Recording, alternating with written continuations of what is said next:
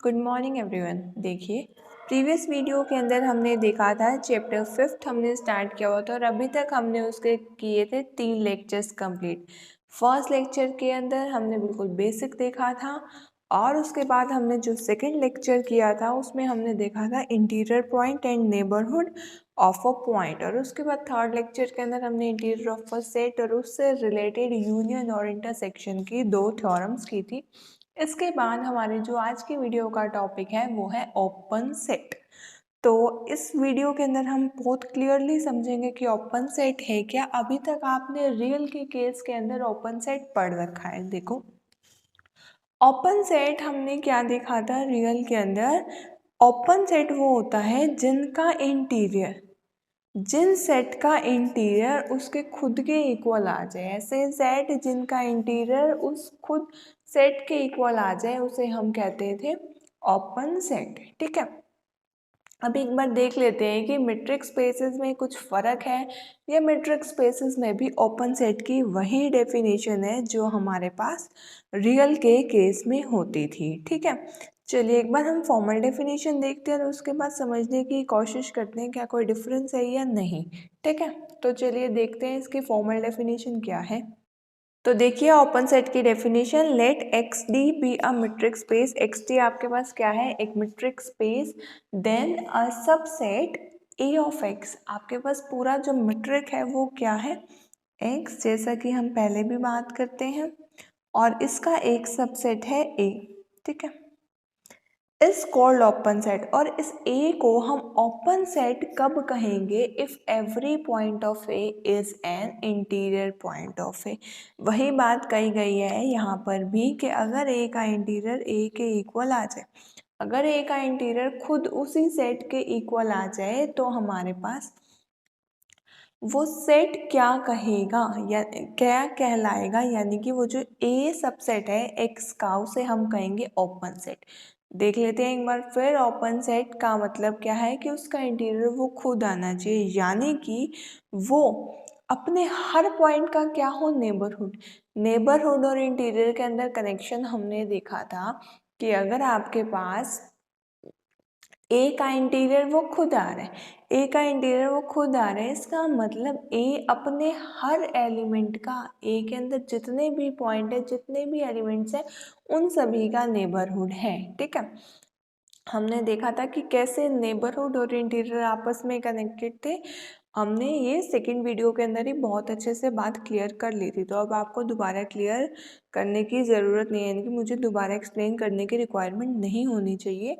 तो आप बेसिकली एक यही चीज़ ध्यान में रखेंगे, ओपन सेट कब होगा, जब आपके पास ए का इंटीरियर खुद आ जाएगा, यानी कि उस सेट को हम ओपन कब कहेंगे, जब उसका इंटीरियर वो खुद आ रहा होगा। ठीक है, अब अगर आप चाहते हो कि यहाँ पर आपको इस इंटीरियर पॉइंट की जगह इस इंटीरियर पॉइंट, जो हमारे पास इंटीरियर पॉइंट की डेफिनेशन है उसको भी हम इसी डेफिनेशन के अंदर इंक्लूड कर लें, यानी कि इंटीरियर पॉइंट वर्ड ना लिख के इसका जो मतलब है, इसकी जो डेफिनेशन है उसका हम इस डेफिनेशन में यूज़ करें तो हमारे पास डेफिनेशन क्या होगी, तो वो भी मैं आपको एक बार बता देती हूँ।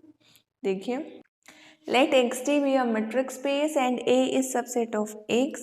अब देखो आप किस तरीके से इंटीरियर पॉइंट को घुसाओगे इसके अंदर, ये चीज़ आपको ध्यान देनी है। वही एक्स टी हमारे पास मेट्रिक स्पेस है और ए क्या है, कोई सबसेट है हमारे पास एक्स का, तो हम ए को ओपन कब कहेंगे, जब हमारे पास for every a belong to A के हर मेंबर के लिए, ए के हर मेंबर के लिए there exist a positive real number are.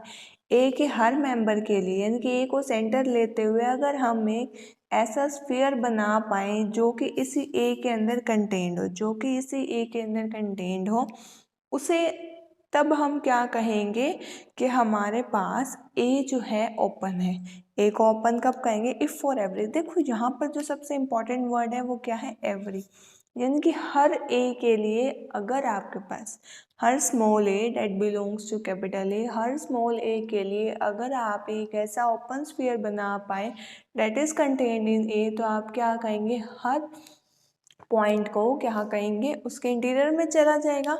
अगर आप हर ए के लिए एक ओपन स्फीयर बना पाए तो एवरी ए बिलोंग टू ए, हर ए कहाँ पर चला जाएगा आपका उसके इंटीरियर में, और अगर उसके इंटीरियर में सेट के सारे एलिमेंट्स चले गए तो यानी कि वो क्या बन जाएगा, ओपन सेट, क्योंकि ओपन सेट की डेफिनेशन क्या थी, उसके इंटीरियर में सारे पॉइंट्स जाने चाहिए। तो दोनों ही डेफिनेशन का मतलब एक जैसा ही था, बस इसमें मैंने इंटीरियर लिखा और इसमें उस इंटीरियर को भी थोड़ा सा एक्सप्लेन कर दिया है, ठीक है। अब अगर आपको एग्जाम्पल देखना है इसका, तो एग्जाम्पल अगर मैं रियल के अंदर बात करूँ तो open set A to B. Secondly कल मैंने आपको बताया था कि फाई और आर हमारे पास ऐसे सेट्स हैं जो हमारे पास ओपन भी है और क्लोज भी है। रीज़न क्या है कि इनका इंटीरियर ही खुद आता है, ठीक है। तो ये आपके पास कुछ एग्जाम्पल्स हो गए ओपन सेट्स के, ठीक है। दोनों ही आपको डेफिनेशन अच्छे से क्लियर हो गई होंगी और ऐसा कोई ज़रूरी नहीं है कि आपको दोनों ही करने, आप इनमें से दोनों सिर्फ समझ लीजिए और कोई भी एक अच्छे से कर सकते हैं, सो डैट, क्योंकि 2 मार्क्स के लिए इस चैप्टर के क्वेश्चंस काफ़ी इंपॉर्टेंट है। 2 मार्क्स में आ जाती है ये डेफिनेशन, इंटीरियर पॉइंट क्या है, एक्सटीरियर पॉइंट क्या है, ओपन सेट क्या है और नेबरहुड क्या है, तो ये सब कुछ आ जाता है। उसके बाद एक्सटीरियर ऑफ अ सेट के बाद छोटी छोटी सी डेरिवेशंस है, वो भी कई बार 2 मार्क्स के अंदर देखने को मिली है, ठीक है। तो आई होप आपको ओपन सेट्स वाला टॉपिक अच्छे से क्लियर हो गया होगा, इसकी बेसिकली डेफिनेशन क्लियर हो गई होगी, ठीक है। अब इसके बाद दो एग्जाम्पल नंबर 7 और एग्जाम्पल नंबर 8 बहुत ही ईजी, आपसे खुद से ही हो जाएंगे। अगर आपसे नहीं होते तो आप मुझे कमेंट्स के अंदर बता सकते हो, मैं आपको नेक्स्ट वीडियो में या फिर कमेंट्स में, अगर आपको बिल्कुल एक आध पॉइंट में डाउट है तो मैं आपका कमेंट्स में ही क्लियर कर दूँगी, ठीक है। उसकी कोई प्रॉब्लम नहीं है, या फिर मैं आपको नेक्स्ट वीडियो के अंदर भी क्लियर कर दूँगी, ठीक है। अब इसके बाद हम आते हैं सीधा अपने एग्जाम्पल नंबर 9 पर, जिसकी स्टेटमेंट है show that in a metric space the complement of every singleton set is open, यानी कि हर सिंगलटन सेट का कॉम्प्लीमेंट जो है ओपन आएगा। चलिए देखते हैं किस तरीके से। तो चलिए चलते हैं इस एग्जाम्पल पर। ये स्टेटमेंट हमारे पास मैंने आपको ऑलरेडी बता दी थी। अब इसके बाद हम करेंगे इसका सॉल्यूशन। देखिए अब आपको क्या लेना है, मीट्रिक आपके पास x दिया और आपको क्या दिखाना है कि complement of every singleton set is open. सबसे पहले हम एक सिंगलटन सबसेट लेंगे और उसके बाद उसका कॉम्प्लीमेंट लेंगे। तो मान लीजिए मैंने जो सिंगलटन सबसेट लिया है वो क्या लिया है, x, be a singleton subset, ठीक है। ये हमने लिया सिंगलटन सबसेट। अब हमें बात किसकी करनी है, complement of every singleton subset. तो इसका हमें प्रूफ क्या करना है कि इस सिंगलटन सबसेट का जो कॉम्प्लीमेंट है, यानी कि टू प्रूफ में आ जाएगा सिंगलटन सबसेट का कॉम्प्लीमेंट इज ओपन, ठीक है। Complement of every singleton set is open. और x आपने क्या लिया, कोई भी आर्बिट्ररी सिंगलटन सेट, और इसका हमें कॉम्प्लीमेंट क्या दिखाना होगा, ओपन। तो x का कॉम्प्लीमेंट आपको दिखाना है ओपन, ठीक है। अब दो केस हो सकते हैं। पहला केस तो क्या हो सकता है, जब आपके पास x कॉम्प्लीमेंट की वैल्यू आ जाए 5। और सेकंड आपके पास केस क्या हो सकता है, जब आपके पास x के कॉम्प्लीमेंट की वैल्यू आ जाए नॉन 5। दोनों ही केसेस को बहुत ध्यान से समझेंगे। अगर आपके पास देखो x कॉम्प्लीमेंट 5 आ जाए, ठीक है, तो x का कॉम्प्लीमेंट 5 है और 5 आपको क्या पता है कि 5 ओपन होता है, और 5 किसके इक्वल है, x के कॉम्प्लीमेंट के इक्वल। तो x का कॉम्प्लीमेंट भी क्या हो गया आपके पास, ओपन, ठीक है। तो अगर आपके पास x कॉम्प्लीमेंट की वैल्यू 5 के इक्वल है तब तो ये ओपन हो ही जाएगा। सेकंड केस आपके पास क्या है, जब आपके पास x कॉम्प्लीमेंट 5 के इक्वल ना हो। अगर आपके पास x कॉम्प्लीमेंट 5 के इक्वल नहीं है, यानी कि वो एम्प्टी तो नहीं है, वो जो सेट आएगा x कॉम्प्लीमेंट के अंदर, जितने भी इस सेट के अंदर जितने भी मेंबर्स आएंगे वो 5 के इक्वल नहीं है, यानी कि वो नॉन एम्प्टी है, उसके अंदर कुछ ना कुछ मेंबर्स तो हैं। तो मैंने मान लिया let y belong to x complement. देखो x क्या है, कोई सबसेट है। अगर मैं आपको यहाँ पर दिखाऊं, देखो ये हमने ले लिया x, मीट्रिक थी। अब हमने जो बात की है सिंगलटन की, वो x की है। ये x हमारे पास कोई एक सिंगलटन मेंबर है, ठीक है, सिंगलटन सबसेट है। अब इसका कॉम्प्लीमेंट अगर मैं बोल रही हूँ कि नॉन 5s के इसका मतलब क्या है कि उसमें कुछ ना कुछ एलिमेंट्स होंगे। तो मैंने मान लिया कि y बिलोंग कर रहा है x कॉम्प्लीमेंट के अंदर, ठीक है।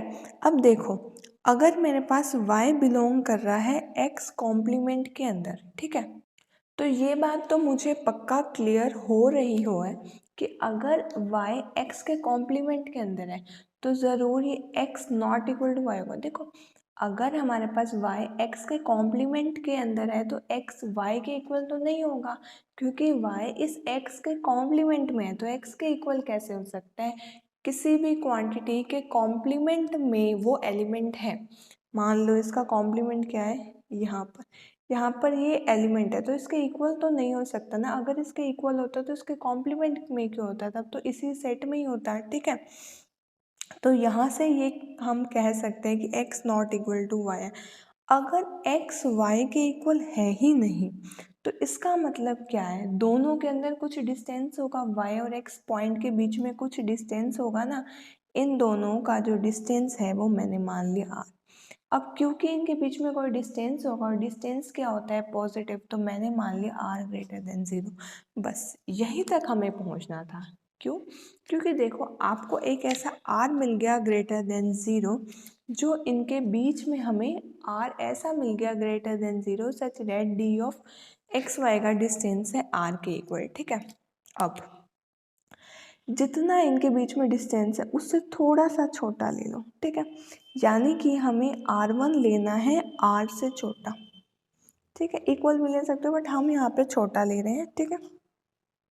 r1, इन दोनों का पूरा जो डिस्टेंस है वो तो है r। हम r लेकर और y को सेंटर बनाकर एक ओपन स्फीयर बना रहे हैं, ठीक है। तो ओपन स्फीयर बनाया हमने, देन ओपन स्फीयर SR1y। ये ज़रूर है हमें कि अगर हमारे पास x और y का डिस्टेंस कितना था r, और हमने r से एक छोटा r1, ठीक है, r से छोटा एक r1 लेकर हमने ओपन स्फीयर बनाया, तो ये आपको पक्का है कि ये जो पूरा का पूरा SR1y है, यानी कि y से बनता हुआ ओपन स्फीयर जिसका रेडियस r1 है, डज नॉट कंटेन x। ये x को तो कंटेन करेगा ही नहीं, क्योंकि पहले ही हमने कंडीशन क्या ली थी कि ये y जो है x के कॉम्प्लीमेंट में आना चाहिए। उसके बाद हमने कहा कि अगर ये उसके कॉम्प्लीमेंट में है तो उसके इक्वल नहीं हो सकता, अगर उसके इक्वल नहीं है तो पक्का इन दोनों के बीच में कुछ ना कुछ डिस्टेंस होगा, और उस डिस्टेंस को हमने ले लिया ग्रेटर देन 0, ठीक है, क्योंकि डिस्टेंस हमेशा क्या होता है, पॉजिटिव। अब जितना भी डिस्टेंस आए उससे छोटा, देखो रियल में कोई भी आपके पास वैल्यू है r, तो अगर वो ग्रेटर देन 0 है तो पक्का 0 से बड़ी ही कोई एक न एक आपके पास r1 ज़रूर मिल जाएगा उससे छोटा, क्योंकि इनफाइनाइट वैल्यूज़ है। और यहाँ पर ये जो r1 है ना, ये भी ग्रेटर देन 0 होगा, क्योंकि ओपन स्फीयर जब बनता है तो रेडियस पॉजिटिव ही होती है, ठीक है। Then open sphere SR1y does not contain x, इसके अंदर x नहीं होगा। और अगर SR1y x को कंटेन नहीं कर रहा, इसका मतलब क्या है कि SR1y किसके अंदर कंटेन होगा, x के कॉम्प्लीमेंट के अंदर। अगर ये x को कंटेन नहीं कर रहा तो ये x के कॉम्प्लीमेंट के अंदर कंटेन्ड होगा ना, क्योंकि SR1y के अंदर ये चीज़ हमने दिखा दी कि x तो नहीं है, और x नहीं है तो x का कॉम्प्लीमेंट है, क्योंकि x यूनियन x का कॉम्प्लीमेंट क्या बन जाएगा, कैपिटल X। मैथ्स ऑनर्स के स्टूडेंट हैं यहाँ, तो सेट थ्योरी तो आपको अच्छे से आती होगी ना, क्लास 11th में भी किया है। उसके बाद अगर ऑनर्स में है तो डिस्क्रीट में भी आपने किया होगा, डिस्क्रीट मैथमेटिक्स में। तो SR1x इस सबसेट ऑफ x का, सॉरी SR1y, यानी कि ऐसा ओपन स्फीयर जिसका रेडियस r1 हो और सेंटर y हो, इस कंटेन्ड इन x का कॉम्प्लीमेंट। अब देखो x के कॉम्प्लीमेंट के अंदर आपको एक ऐसा SR1y मिल गया, आपको एक ऐसा ओपन स्फीयर मिल गया है, ठीक है। इसका मतलब क्या है, आपके पास x कॉम्प्लीमेंट क्या है, ओपन, क्योंकि y आपके पास कोई आर्बिट्ररी है, y की वैल्यूज चेंज करते जाओ तो आपको पूरा का पूरा x कॉम्प्लीमेंट ही मिल जाएगा, ठीक है। y कोई स्पेसिफिक वैल्यू नहीं है, y आर्बिट्ररी वैल्यू है, y की वैल्यू को चेंज करते जाओ स्फीयर का साइज चेंज होता जाएगा, यानी कि सारी ही वैल्यूज़ क्या है, कंटेन कर जाएंगी x कॉम्प्लीमेंट में। x कॉम्प्लीमेंट का इंटीरियर किसके इक्वल आ जाएगा, x कॉम्प्लीमेंट के इक्वली, क्योंकि यहाँ पर y हमारे पास आर्बिट्ररी है, प्लस हमारे पास r1 भी कितना भी ले सकते हैं, r से छोटा है, ठीक है, जिसकी वजह से आपके पास क्या आ गया, x कॉम्प्लीमेंट हमारे पास क्या आ गया, ओपन, ठीक है। तो ये आपकी छोटी सी थ्योरम थी। इसके बाद आपकी एक और थ्योरम है, in any metric space x the empty set x and phi are open sets, ठीक है। आपको फाई और एक्स को ओपन सेट प्रूफ करना है, कोई बड़ी बात नहीं है, बहुत ईजी है। प्लस ये एग्ज़ाम में आते भी नहीं है, तो मैं यहाँ पे आपको एक्सप्लेन नहीं कर रही, आपको खुद से ट्राई करनी है, और अगर नहीं आएगा तो आप मुझे कमेंट्स के अंदर बताएंगे। इसके बाद जो थ्योरम है वो मैं आपको यहाँ पर समझाऊंगी, ठीक है। थ्योरम की स्टेटमेंट देखिए, in an metric space x t every open sphere is an open set. हर ओपन स्फीयर क्या होगा? Open set. तो आपको इस थ्योरम को प्रूव करना है। सबसे पहले तो देखो एस आर ए हमने क्या लिया, एक ओपन स्फीयर लिया, यहाँ पर ये आर है, रेडियस आर, सेंटर ए, ठीक है। जहाँ पर आपके पास ए बिलोंग कर रहा है एक्स के अंदर, और आर क्या है आपके पास, एक पॉजिटिव रियल नंबर है। आर क्या है आपके पास, एक पॉजिटिव रियल नंबर है, ठीक है। अब एस आर ए आपके पास क्या है, ओपन स्फीयर, तो मैं लेट कर रही हूँ कि इसका कोई एक आर्बिट्ररी एलिमेंट मैंने ले लिया एक्स। अब हमने लेट कर लिया कि x बिलोंग कर रहा है एस आर ए में, यानी कि ओपन स्फीयर जिसका सेंटर हमारे पास a है और रेडियस हमारे पास क्या है r, और ये x हमारे पास क्या है, कोई आर्बिट्ररी, यानी कि इसकी कोई स्पेसिफिक वैल्यू नहीं है, ये कोई भी एक आर्बिट्ररी है, ठीक है। अब ओपन स्फीयर है ये जिसका सेंटर a है और रेडियस r, ठीक है। इसके अंदर अगर x है तो हमें ये पता है कि हम एक ओपन स्फीयर बना सकते हैं जिसका सेंटर x हो और कुछ पॉजिटिव रेडियस हो, ठीक है। And that must be contained in S r a, यानी कि एक ऐसा स्फीयर हम बना सकते हैं जिसका सेंटर एक्स हो, रेडियस कुछ भी पॉजिटिव हो, and contained in S r a, यानी कि इसी ओपन स्फीयर के अंदर वो वाला स्फीयर कंटेन्ड हो, ठीक है। यही चीज़ अब मैं यहाँ पर एक बार लिख भी देती हूँ। यही चीज़ हमने यहाँ लिखी है, we must produce an open sphere centre on x and contain in S r a. अब इसके बाद देखो हमने लिया क्या था, x belong to S r a, ठीक है।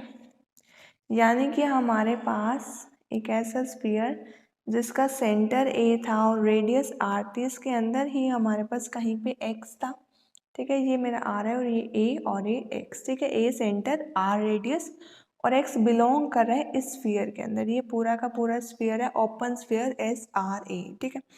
अब इससे हमें ये बात तो क्लियर होगी, और ये चीज़ हम इस चैप्टर के अंदर बहुत बार यूज़ करेंगे। ऐसे ही ओपन स्फीयर के अंदर अगर एक्स है हमारे पास, तो एक बात क्लियर हो गई कि इस x और इस a का डिस्टेंस, इस x और इस a का डिस्टेंस हमारे पास लेस देन r आएगा, क्योंकि r तो पूरा क्या है, रेडियस, और x कहीं इसके अंदर पॉइंट है इस ओपन स्फीयर के अंदर, तो ये तो पक्का है कि distance between a and x हमारे पास आएगा इस r से कम, ठीक है।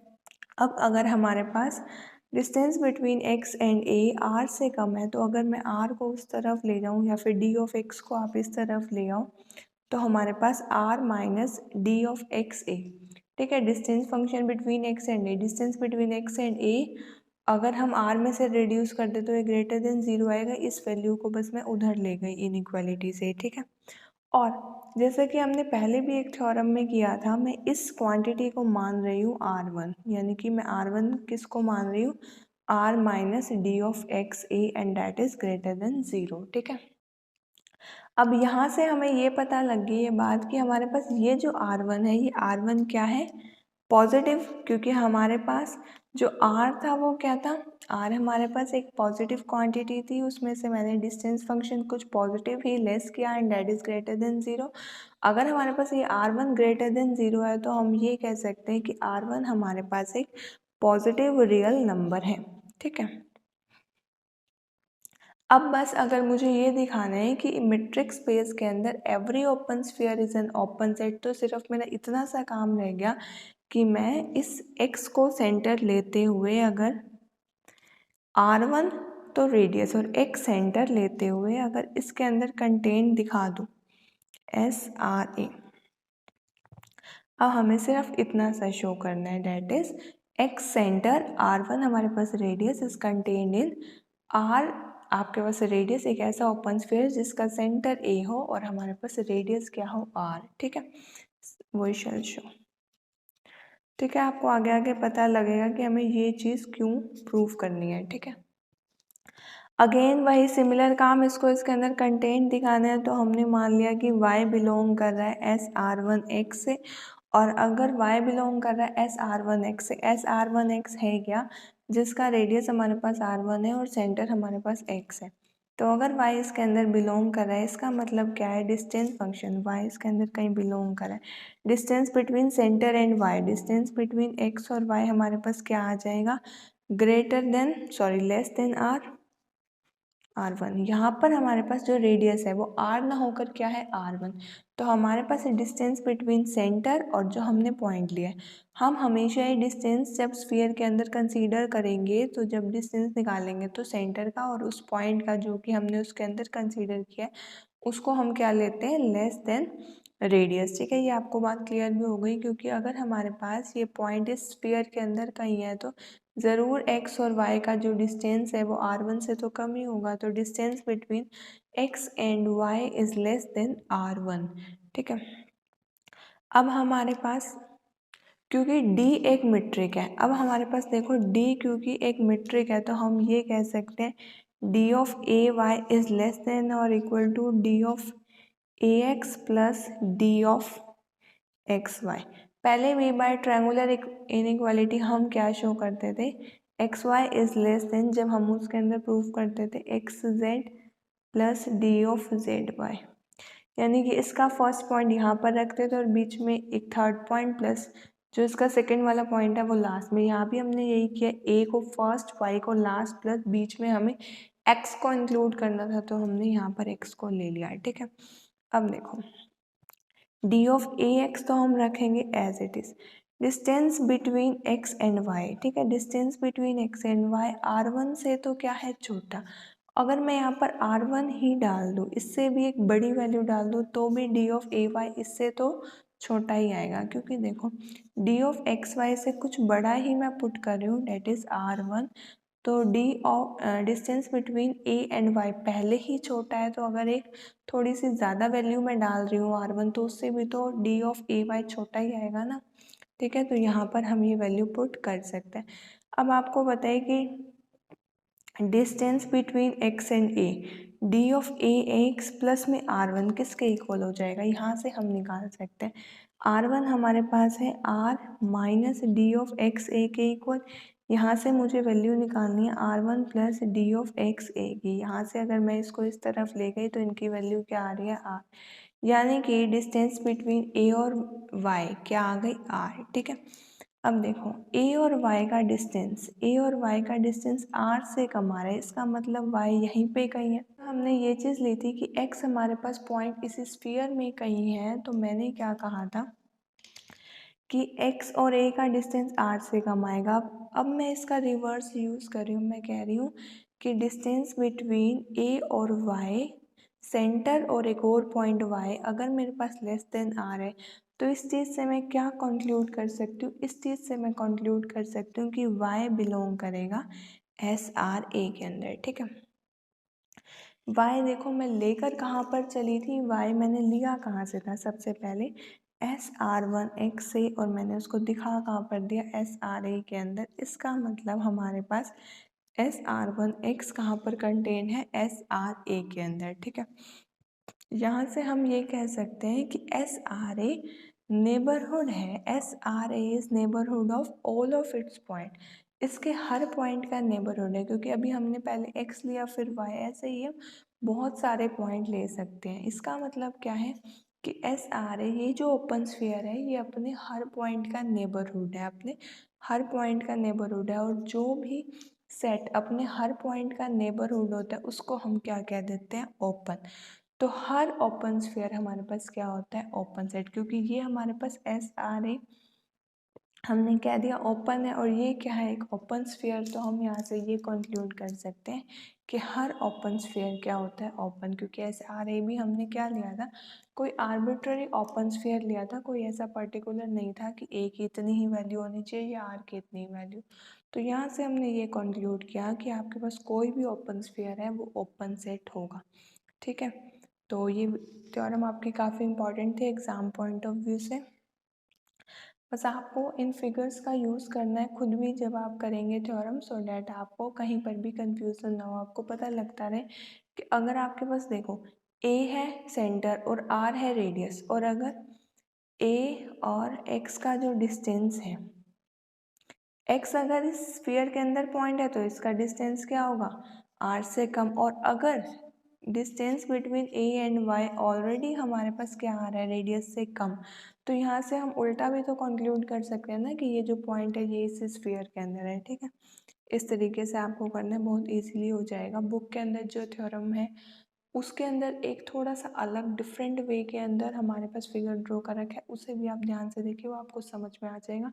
बस इन दोनों को ही आपस में मर्ज कर रखा है। ठीक है, तो आज की वीडियो में यही हमारा टॉपिक था, ओपन सेट के, और जितने भी एग्जांपल्स हैं वो आपको अच्छे से ट्राई करने हैं। Thank you so much for watching my videos and giving me a lot of support. Have a nice day.